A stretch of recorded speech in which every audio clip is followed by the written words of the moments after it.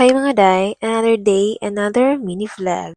Get ready with me while I'm doing my daily routine every morning. So as a pre-service teacher, since teacher ka man, kailangan mo nga prepare sa imong kagaling. So dapat kinahanglan jud nga mo matataog sa. Actually nakamato ko ana mga around 5 o'clock AM in the morning. Actually, since day 1 mo dyan akong nagamata jud ko every 5 o'clock AM kay dapat ko sayo kay dili baya siya pwede nga malate ka. So sa diri nga part day, nagbutang na lang ko og sunscreen kay since dili naman ko makeup.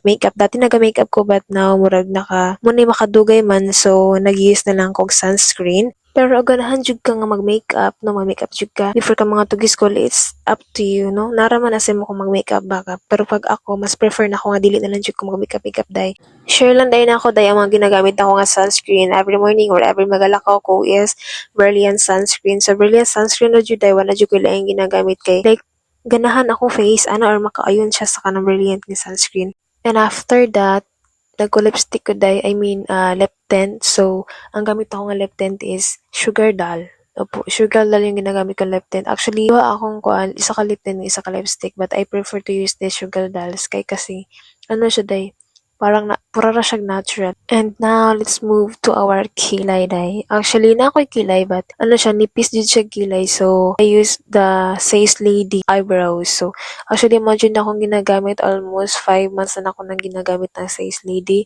Dati dili ko Says Lady ay ginagamit ako dati ang Otoo. No, Otoo ba na siya? Otoo, but so after na ko butang ang eyebrows, ginabutangan sad na ako na siyang mascara. Kumbaga, ako na siyang gisapaw. Nagasapaw kong mascara. Okay, so sans, tapos naman ko dahil, so magsulat na lang ko og watch. Actually, kaning watch kay gikan pa ni sa kong manghod. Yes, gikan pa ni sa kong manghod. Wala na yan yung madalag balik, pasibo paglargan niya balik. And now, this is our pin. Mana siya ang nameplate. This is my nameplate and then dito po na to siya pwede kalimtan. Kaya importante po jud kayo ni siya day. And this is my look. Mara jud na ito day. Wala tayo makeup. Sunscreen lang and then kilay and then lip tint. Kano nang day. So day nunudlay na ako day kaya samtang nagpaabot ko sa kumangod nga. Yang pagawas niya ang motor kay magpahatod lang ko sa iya day padug gawas. And balik ta mag lip gloss. Lip tint. Yes, tayo mag-lip tint ta, day. So, para dili po tayo nga luspad ta. Now, let's go. So, kung ni day, pagawas na ko ani sa balay, pangato na ko sa school. Actually, ang school, dili man siya medyo kalayuan. Yes, dili man siya layo, kay dura man siya sa muang balay. And now, kanindot pag-abot na mo dito sa school, day, wala pa kayo tao, and then ang muang room, is wala pa abli. So, naglingkod na lang anime nga sa may covered court, while gasudlay na sa day. And this is our ganap sa moang recess time. So, mauna na dahil. Na-stress ko dahil. Ambot naman sa kodrang nung na-stress na akong naong dira. Pero, mauna na siguro. Stress na dyan kong naong.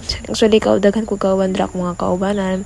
Akong mga kauban sa room kay na taga-katayngan. Bali, ang taga-katayngan ng mga diri ay isa lang siya ka-book. And then, ang the rest, kita gay-SMR sila. Actually, duha mi sa isa ka cooperating teacher na mo karon. Yes, duha mi sa isa cooperating teacher na mo. So, dari nga part, chill-chill, pamingari kay since first week is mag-observe pa man probably next week pa may makasugod discussion pero dapat maka-prepare na may karon nga week kay sa Monday naman ni mag-discuss. So nindot kay sanan siya gitagaan pa mi og time para nga mag-prepare sa mga topic and that would be all. Thank you.